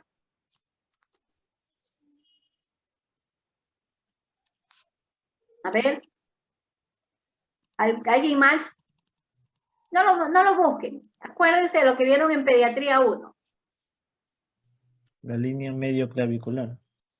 Es lo mismo que dijo Davis. Axilar. A ver, ¿quién más? ¿Quién más? Identifíquese. Línea axilar media. ¿Quién es? A ver, pero dígame el nombre. Alcázar. Alcázar. Axilar media. Es decir, por debajo del axila, así recto allá. Ya. Otra más. La línea media costal. Medio costal. Esa línea no la conozco. Para mí es nueva. A ver, chicos, ustedes ya pasaron por anatomía. Son las líneas anatómicas. ¿Ya dónde se mide la hepatomegalia? En la línea axilar anterior. Allí es la medida de hepatomegalia, ¿no?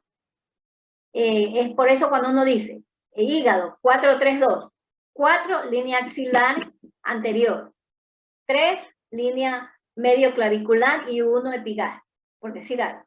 Entonces, así se medía en clínica la hepatomegalia, ¿no es cierto? ¿Cómo está esa hepatomegalia? 4-3-2. Entonces, cuando decía 4 centímetros de línea axilar anterior, 3 centímetros en línea medio clavicular y 1 centímetro epigastrial, ¿no? Cuando medía. Ya no se utiliza esa técnica, pero así yo aprendí semiología, medición del hígado, ¿no? Entonces, es en ese mismo lugar, línea axilar anterior, que nadie se lleva los 3 puntos, ¿no? Sigan participando, que medimos los 4 centímetros por debajo del reborde costal derecho. Ahí donde tenemos que buscar. No lo vamos a buscar en epigastrio, ahí no va a llegar a 2, ¿no? Ni tampoco en axilar anterior, de pronto llega a 3. Es en la línea axilar anterior, clavicular media. Y la línea axilar anterior es ahí donde debe medir los 4 centímetros, al nivel, ¿no? Perpendicular a la línea axilar anterior. Bueno, la esplenomegalia del otro lado, lógicamente, esa ya no se mide por línea axilar, esa se mide, ¿no? Desde el reborde costal hacia el ombligo, porque recuerden que el hígado crece hacia el vaso crece hacia el ombligo. No, y no se debe palpar, el vaso no se debe palpar. Y la palpación del vaso es bastante superficial. Cuando vayan a palpar un vaso, ¿en qué lado de la cama se colocan? El izquierdo. Lado izquierdo. Entonces la palpación la hacen con la mano izquierda, la palpación superficial. Y la palpación de la línea de referencia la hacen con la mano derecha. Entonces la mano derecha la colocan en el reborde costal y de ahí, como un masajito superficial, van recorriendo la piel porque el vaso se manifiesta debajo de su mano. No tiene que hundir la mano porque puede lesionar. No tiene que hundir la mano cuando usted detecta, ¿no? La palpación es bastante superficial y ahí va a detectar, coge el reborde costal y empieza a diferenciar que debajo del reborde costal hay algo, una masita más o menos remitente, porque el vaso es remitente, ¿no? Y lo recorre hasta que llega hacia el ombligo con la mano izquierda. El vaso sí es profundo. En el vaso sí tiene que meter la mano. O sea, cuando usted no lo detecta superficial y hay un tumor abdominal en fosa, lo más seguro es que sea vaso. Si tiene que meter la mano para tocarlo, eso es vaso. Es riñón. Pero si la mano está superficial y palpa el tumor ahí, eso es vaso. Es fácil, ¿no? Bueno, eso es con la práctica. Con la práctica, qué pena que ustedes no la tienen, pero supuestamente han visto clínica. En clínica tienen que haber palpado hígado y vaso. En pediatría se palpa mucho vaso, pero ahí sí tengo que tener cuidado porque a veces me lo pueden romper. Entonces hasta aquí nunca me ocurrió. Pero les digo, un vaso grande, si ustedes meten la mano con brusquedad van a romper. Tengan cuidado. Y yo no dejo percutir tórax, porque puede ocurrir que el chico tenga un neumatocele, ¿no? Y empiezo a hacer las maniobras. Por eso nunca dejo percutir tórax, hasta saber exactamente qué tiene el chico, ¿no? Porque al principio no adivina. No, la clínica dice no es una neumonía, y resulta que ese chico tenía por ahí unos neumatoceles que uno no los tiene sintomáticamente, no los oculta, eso no se ve.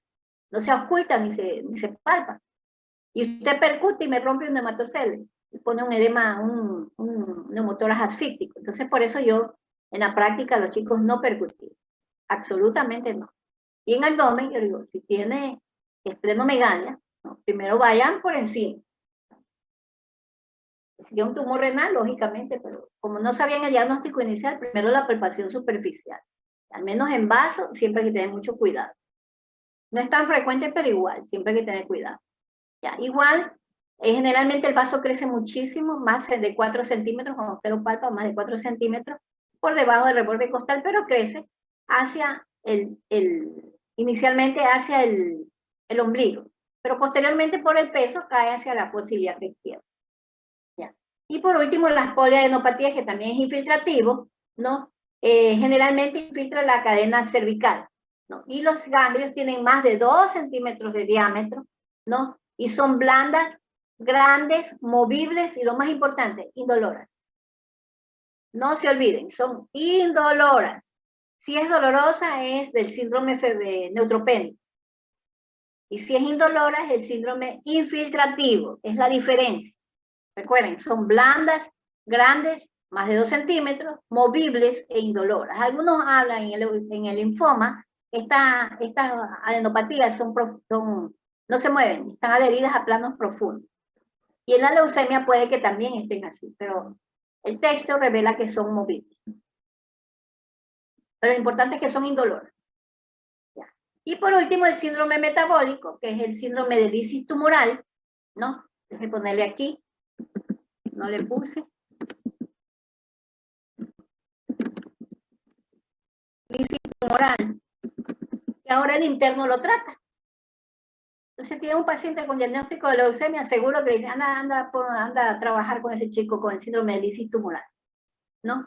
Son alteraciones bioquímicas que van a determinar la carga de elementos de desecho que se generan por la función tumoral, ¿no? Por la destrucción de células que va causando el tumor, ¿no?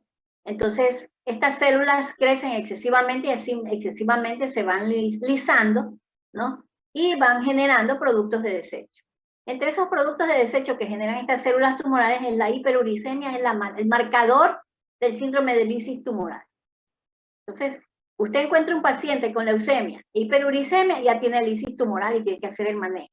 También tiene hipercalemia porque hay liberación de potasio de las células que están siendo lisadas, ¿no? Hipocalcemia, hiperfocatemia, ¿no? Aquí falta acidosis. Bueno, elevación de la creatinina, ¿no? Y elevación de la deshidrogenasa láctica, que es intracelular. Entonces, todo esto ocurre en el síndrome de lisis tumoral. ¿Cuáles son las manifestaciones clínicas? El chico está taquipneico y con una respiración ligeramente acidótica. Por eso también hay que ponerle bicarbonato, ¿no? Porque hace acidosis metabólica.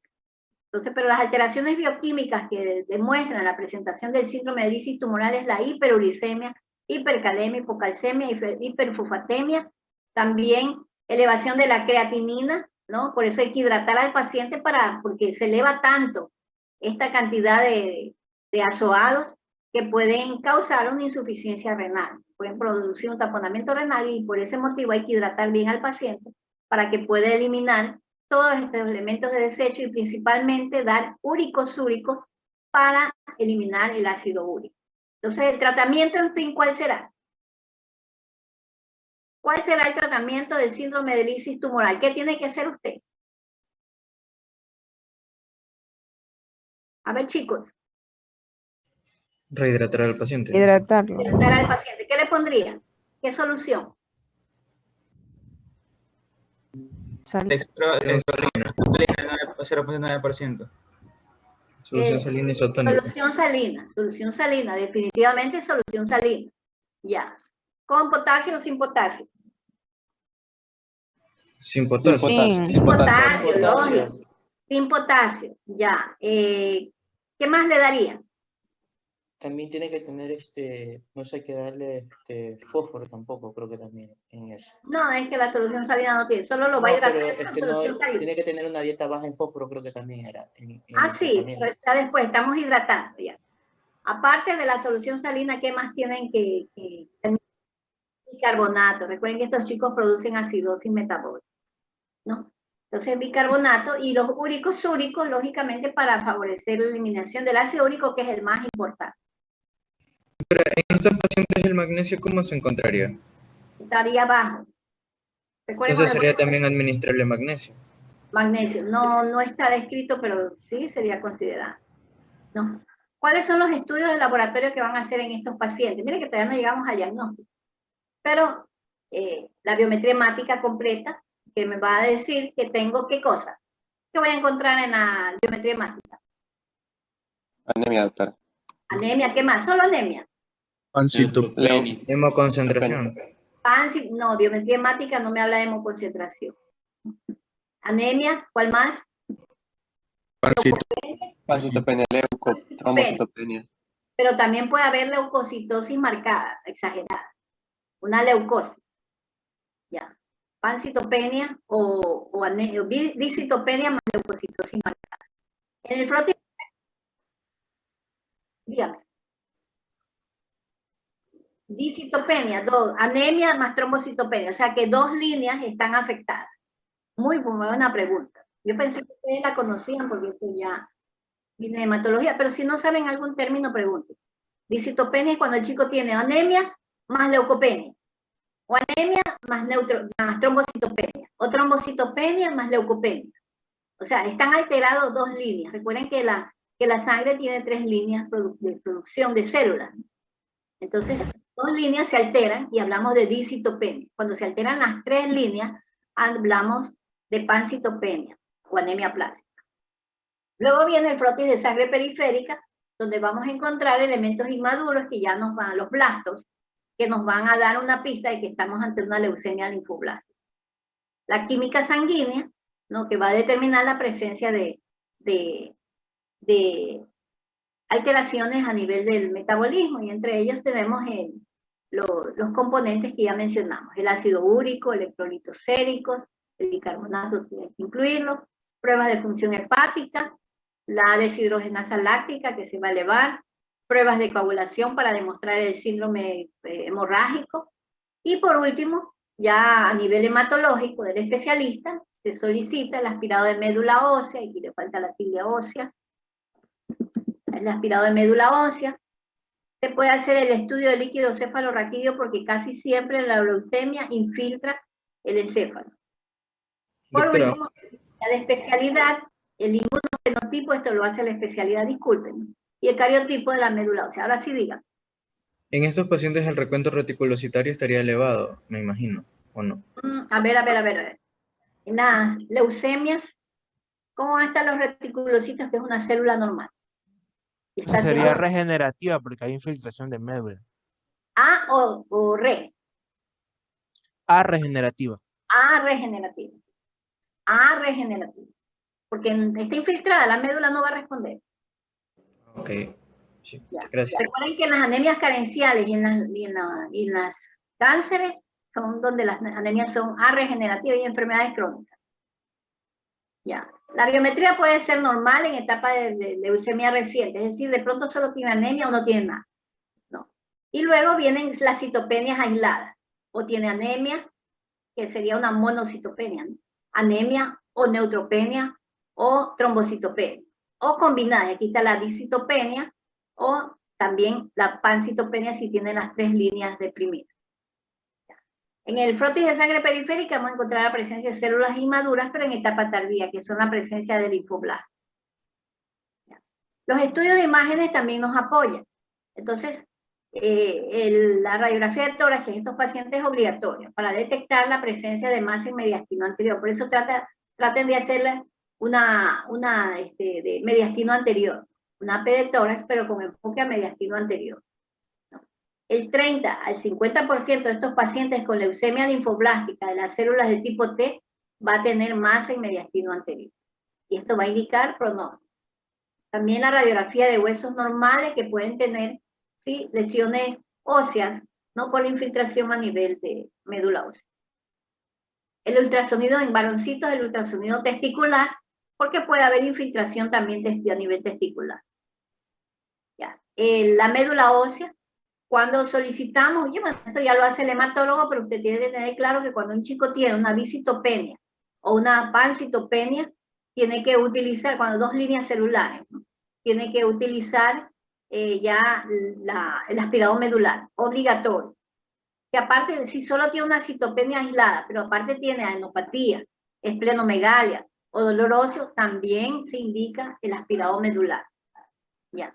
Tiene una normalidad sanguínea, tiene una leucocitosis muy marcada, pero no tiene infección, entonces usted tiene que pedir también una leucocitosis, aparte tiene adenopatía, hacer un aspirado medular. No hay infección. ¿Y por qué tiene leucocitosis?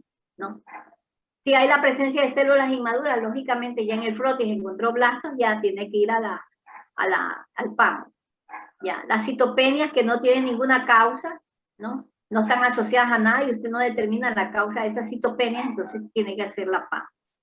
El síndrome febril o el dolor óseo inexplicable también puede ser una causa de indicación de médula ósea que no tiene nada más, y muchas veces los hematólogos no consideran estas causas. Pero la fiebre sin foco, que usted ya investigó y no encuentra causa absoluta de fiebre sin foco, debe terminar en una PAM. O sea, si usted ya agotó todas las instancias diagnósticas.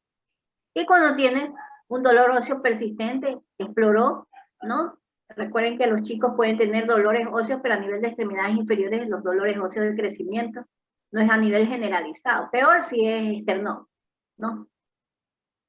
Ya. ¿Cuáles son las pruebas específicas? Los exámenes microscópicos, a través de la biopsia de los linfáticos, el estudio histopatológico de la médula ósea, el estudio del líquido cefalorraquídeo. Aquí vamos a tener, deje subirle por primera presentación, aquí vamos a tener, ¿no?, las pruebas de diagnóstico específico para leucemia. La más específica es la citometría de flujo, ¿no?, y la inmunohistoquímica, que van a hacer la determinación de la presencia de leucemia linfoblástica, incluso le va a dar el fenotipo, el inmunofenotipo. Y los estudios citogenéticos para ver si existe un gen que cause el problema, la reacción en cadena de polimerasa. El más importante de todos estos, ¿no?, en atención de tercer nivel, es el examen de médula ósea y la citometría de flujo para determinar. La médula ósea me va a dar definitivamente el diagnóstico, pero la citometría de flujo me va a poder determinar qué inmunofenotipo de célula es la que está predominando, y de acuerdo a eso podemos dar un pronóstico. Ya. Y aquí está la clasificación clínica aguda, crónica, y de ellas la congénita. Morfológica, linfoide y mieloide, y la clasificación morfológica para leucemia linfoblástica aguda, de acuerdo a la presencia de blastos y la presencia de linaje. Por inmunofenotipo tenemos la de linaje T, ¿no?, que se clasifica en CD1 a CD8. Y por linaje B, que son CD19 al CD24. Entonces son linaje T, linaje B, pero también pueden ser las pre-B, que son las de mejor pronóstico. Estas linajes puros, T y B, no son de tan buen pronóstico, ¿no? Pueden tener también alteraciones cromosómicas. Entonces puede haber una pseudodiploidia, una hiperdiploidia en pacientes que tienen en el estudio cromosómico, se detecta que tienen más de 50 cromosomas, ya no son los 46, estos tienen buen pronóstico. Pero los que tienen hipodiploidia tienen un pronóstico reservado. Y los que tienen translocaciones, no, las más comunes, que son el 40%, pueden tener mal pronóstico. Entre las más comunes está el cromosoma de Filadelfia, que creo que es el 922, el 84. Bueno, estas son las de mal pronóstico. Ya. Entonces aquí tenemos la clasificación que va a depender de la caracterización de esta célula maligna y el linaje de células T y células B. Ya. El 85% derivan, los progenitores son células B, y un 15% de células T, que son las de mal pronóstico. Ya. Perdón.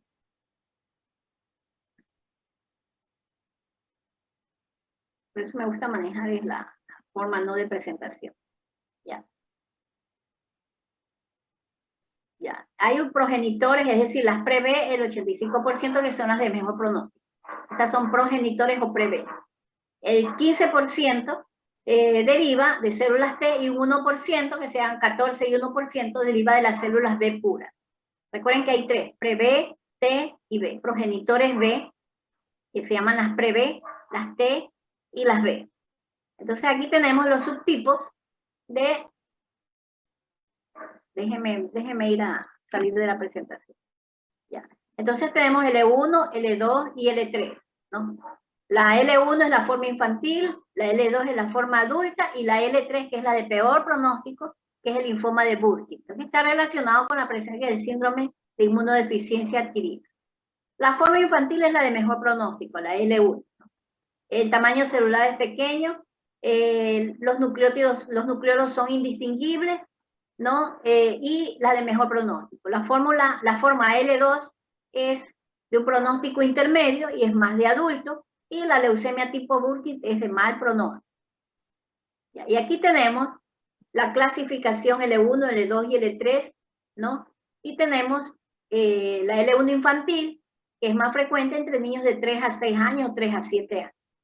El inmunofenotipo, como les dije, es el más frecuente en niños, que es el pre-B o progenitores B. Hay infiltrado extramedular, principalmente se inicia con infiltrado extramedular, por eso es fácilmente o detectable oportunamente, porque presenta adenopatías no dolorosas, hepatoesplenomegalia moderada. El pronóstico, como les dije, es bueno. La leucemia linfoblástica tipo L2, que es de inmunofenotipo T, ¿no? Se ve, es la segunda en frecuencia de tipo adulto, se ve en niños mayores de 10 años. Mayores de 10 años, ¿no? Este cursa con adenopatías mediastínicas, ¿no? Entonces la presencia de adenopatías mediastínicas ya indica mal pronóstico, y la proliferación de leucocitos, más de 50.000 leucocitos, ¿no? Por milímetro cúbico en la fórmula leucocitaria, nos indica que probablemente se trate de un inmunofenotipo T. El pre-B es pancitopénica. El T es con leucostasis, ¿no? Que puede provocar daño renal. Y son de mal pronóstico. Esta, recuerden, es entre el 14 y el 15%. Y un 1% puede ser la leucemia tipo Burkitt, que se ve de manera menos frecuente, ¿no? En menores de 12 años, si es en la infancia. El inmunofenotipo acá es B. Miren que los inmunofenotipos puros ya, maduros, T y B, son los de mal pronóstico. El inmaduro, el pre-B, es de buen pronóstico. No hay predisposición de sexo. Acá sí, en la clasificación pre-B, la niña es de buen pronóstico. Hay adenopatías sistémicas, hepatoesplanomegalia masiva, es catastrófica esta leucemia Burkitt, y tiene tempranamente un síndrome de lisis tumoral, y por tanto es de muy mal pronóstico, ¿no? Ya. Estos chicos tienen anemia plástica, la pre-B cursa con anemia plástica, puede tener mielofibrosis, puede tener problemas articulares, mononucleosis infecciosa, mioblastoma, radiomiosarcoma. O sea, hay que diferenciarla con esto, radiomiosarcoma, que estoy equivocada. No, hay que diferenciar la leucemia linfoblástica aguda. Cuando uno se distrae, pierde la percepción de lo que está hablando. Discúlpenme, chicos, me están distrayendo. Entonces, ¿con qué tenemos que diferenciar la leucemia linfoblástica aguda con una anemia plástica de otra causa, ¿no? Con la leucemia mieloblástica, ¿no? Una mielofibrosis, una artritis reumatoidea por los dolores óseos, ¿no? Pero esa no va a cursar con los exámenes hematológicos. Una mononucleosis infecciosa por las adenopatías, un mioblastoma por los dolores, radiomiosarcoma también por los dolores. Son muy dolorosos estas de aquí. Ojalá nunca se topen con un niño con estas patologías. Usted llora con el niño. Es muy, muy doloroso. Para mí es lo más catastrófico ser oncólogo pediatra. Porque cuando se encuentra con un radiomiosarcoma se arrepentirá de ser oncólogo. Ver llorar a esos chicos.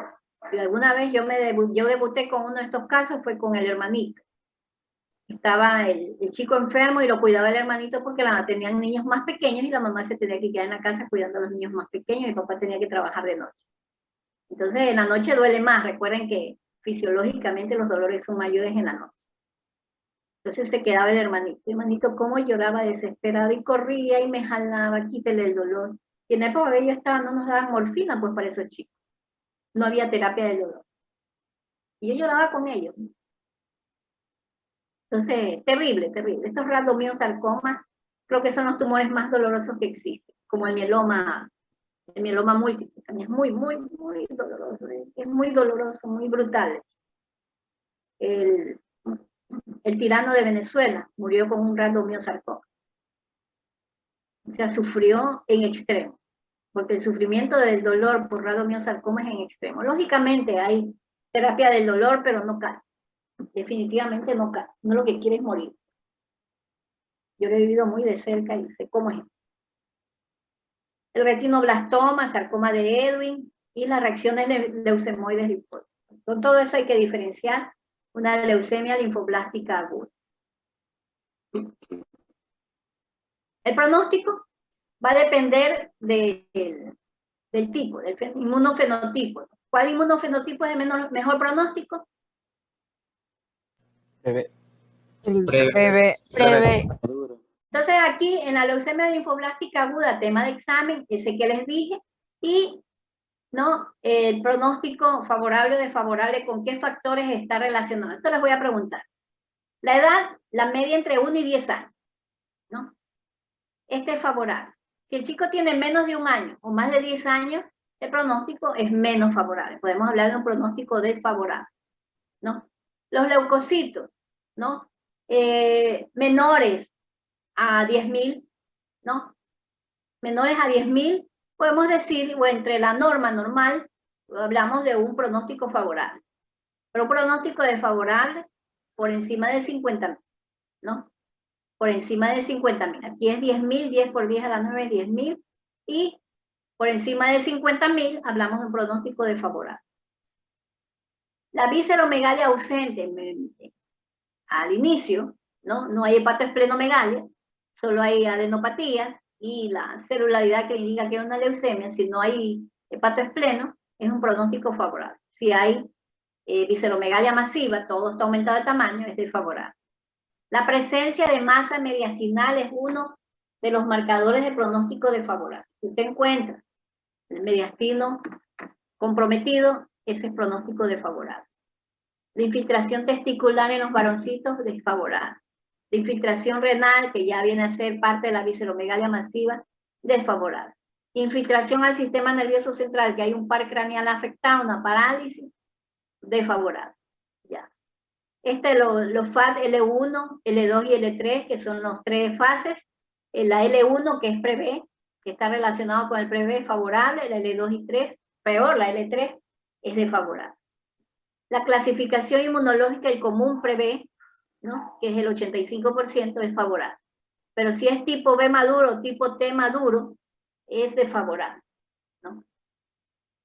Si hay hiperdiploidea, o sea, en el estudio cromosómico no se duerma Ávila, la hiperdiploidea tiene más de 50 cromosomas, no estoy viendo Ávila aquí. Pensé que se está durmiendo. Ya. Entonces, si tengo hiperdiploidea es favorable, pero si tengo alteraciones cromosómicas, especialmente el 922, 119, una alteración, una mutación, entonces tengo un pronóstico desfavorable. Si tengo menos de 5% de blastos en sangre periférica, el pronóstico es favorable, pero si tengo más de 25% de blastos en sangre periférica, el pronóstico es desfavorable. Entonces, y la inducción, si responde a la inducción, lógicamente el pronóstico es favorable, y si no responde a la tercera inducción, el pronóstico es desfavorable. Entonces les voy a poner un paciente con estas características y ustedes tienen que determinar si el pronóstico es favorable o desfavorable. O pongo que el de médico dice que el pronóstico es favorable porque tiene esto, esto, esto, y usted tiene que decir, no, esta respuesta es correcta, tiene esto, esto y esto, ¿no? Entonces le pongo que es varoncito, el pronóstico es favorable o desfavorable. Desfavorable. Favorable. Aquí no está el sexo, ¿no? pero el sexo femenino es favorable. Aquí me he olvidado es que esto es pegado, ¿no? Pero recuerden, el sexo masculino es desfavorable. Recuerden que infiltra a nivel testicular, hay infiltración testicular. Entonces se deduce que el varoncito va a tener peor pronóstico. Doctor, una pregunta. Disculpe que le interrumpa. En caso de que tenga solo un criterio de ser desfavorable y los otros tenga favorable, igual sería desfavorable, ¿verdad? O sea, ahí habría que, tampoco les voy a poner a matar, ¿no? Que les ponga un criterio desfavorable y en duda, ¿no? Yo les pondré todos los criterios desfavorables. Ah, ok. Es que en la vida real de verdad que va a haber mezclas, ¿no? Entonces ahí el hematólogo es el que decide, no, por respuesta a la inducción. Si responde a la inducción y 10 varoncitos, ¿no? Y está entre 1 y 10 años, lo demás es positivo, y responde a la inducción, es favorable. Pero es antes de la inducción que tiene factores de riesgo de favorable o desfavorable. Okay, gracias. Pero si tiene, por ejemplo, masa mediastinal, yo me voy por el desfavorable. Si tengo el pre-B, es favorable. Pero si tengo el T o el B o se ven un linfoma de Burkitt, desfavorable. Entonces habrá un factor que me indique. Tampoco les voy a poner así tan mezclado, no les voy a poner así en bloque, favorable o desfavorable, porque tampoco yo soy hematóloga y no puedo definir, ¿no?, cuál de los criterios será más favorable o cuál de los criterios será más desfavorable. Pero considero que la presencia de masa mediastinal dentro de mi formación, ¿no?, y el T o B me indican definitivamente que es desfavorable, ¿no? Y la ausencia de masa mediastinal y el pre-B definitivamente me indican que es favorable. Y los otros dentro de estos parámetros, ¿no? Y lógicamente, si responde a la inducción a la primera, es favorable. Bueno, tampoco les voy a poner así a matar, que les ponga un favorable y demás, y quiero que contesten favorables, ¿no? Ya, entonces aquí tenemos la fase de tratamiento, ¿no?, que es inducción, profilaxis del sistema nervioso central y la terapia de mantenimiento en general. La inducción dura 4 semanas, ¿no? Se utiliza vincristina, prednisona, L-asparginasa, ¿no? Y con alto riesgo a los pacientes se utiliza la vincristina, prednisona y daunorubicina. Pero ese es tratamiento hematológico, esto es informativo. La fase 2 es profilaxis del sistema nervioso central, donde se utiliza el metotrexato, ¿no?, y más irradiación, ¿no? Y en la fase 3, que es la de mantenimiento, es el metotrexato y la mercaptopurina. Esto varía de acuerdo a los criterios hematológicos. Reitero, esto simplemente es informativo. Y tenemos que ver algo de la leucemia meningia, porque la leucemia mieloblástica es la que más infiltra, pero la linfoblástica también puede producir una leucemia meningia, que es un síndrome clínico por aumento de la presión intracraneal, ¿no? Generalmente es infiltración de las células malignas al espacio subaracnoideo, ¿no? Y ¿cuándo ocurre esto? Cuando bajan las defensas, después de la primera quimio, después de iniciada la fase 1 del tratamiento. Entonces se infiltra la médula, ¿no?, y pasan principalmente los antimetabolitos. Fallan los antimetabolitos para cruzar la barrera hematoencefálica. Aumenta la presión del líquido, infiltra las células leucémicas al aracnoide y aumenta la producción de líquido cefalorraquídeo por el proceso infeccioso con aumento de la presión intracraneal. Esto hay que evitarlo. Entonces, por eso es que se hace el tratamiento profiláctico, ¿no?, intratecal, que es la fase 2, la prevención de la infiltración benigna. Recuerden que es porque la barrera hematoencefálica se altera con el tratamiento inicial, con el inductor. ¿Ya? Entonces la clínica es de hipertensión endocraniana, náuseas, vómito, disminución del sensorio, convulsiones, ¿no? Y pueden haber focalización de pares craneales. El laboratorio con líquido cefalorraquídeo vamos a tener preocitosis, recuerden que está inflamada, ¿no? Células leucémicas las va a encontrar en el líquido cefalorraquídeo, hiperproteinorraquia porque hay aumento de de la permeabilidad, va a haber disminución de glucosa, se comporta como una meningitis bacteriana, ¿no? Y vamos a encontrar la presencia de blasto, 25%, que va a determinar la presencia de células de leucemia meningia. En las imágenes, si hay aumento, si hay inflamación con aumento de producción de líquido encefalorraquídeo, va a estar aumentada el tamaño de los ventrículos, ¿no? Una hidrocefalia, ¿no? Y las suturas craneales ampliadas. Ya. Y en el EKG va a haber, en el electroencefalograma, aquí está mal, es EEG, perdón, déjeme salir de aquí, está mal. A ver si lo puedo corregir, sí. En el electroencefalograma podemos encontrar actividades difusas de las ondas electroencefalográficas. Entonces es importante saber que en la leucemia meningia va a tener el signo de hipertensión endocraniana, signos de hipertensión endocraniana. A nivel laboratorio relacionados con infiltración de células neoplásicas y inflamación de las meninges, que es hiperproteinorraquia, ¿no? Con hipercelularidad. Las imágenes, como tengo aumento de producción de líquido cefalorraquídeo, va a tener aumento de los ventrículos y separación de suturas o diastasis de suturas. Y en el electro puedo tener diferentes imágenes electroencefalográficas. Ya. Aquí es una adolescente, ¿no? Tiene nódulos subaracnoideos por una meningitis leucémica, bueno, una imagen que encontré, ¿no? El tratamiento ya hablamos que son el metotrexato e irradiación. Están las otras, los otros tratamientos que ustedes los pueden leer. Y ahí concluir, ¿no? En el tratamiento de la leucemia yo no voy a intervenir. Simplemente es importante que a partir del son 3 fases de tratamiento.